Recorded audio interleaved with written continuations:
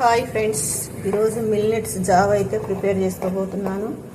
జొన్నలు, సొద్దలు, రాగులు, వరిగలు ఇలా పౌడర్ అయితే ప్రిపేర్ చేసుకున్నాను.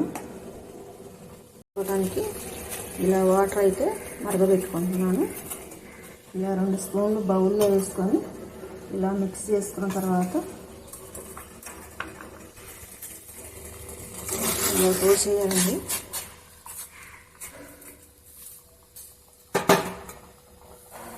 ఇలా ఉడికించుకోవాలి.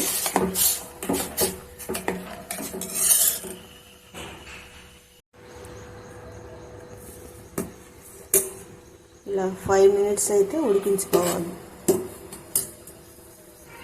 జావ అయితే ప్రిపేర్ అయిపోయిందండి. ఇదిగో ఇలా ఉంది. టేస్ట్ చేసి చూడండి. ఇలా కొంచెం పాలు కానీ మజ్జిగ కానీ పోసుకొని కలుపుకొని తింటే హెల్దీ మిల్లెట్స్ జావ రెడీ అండి.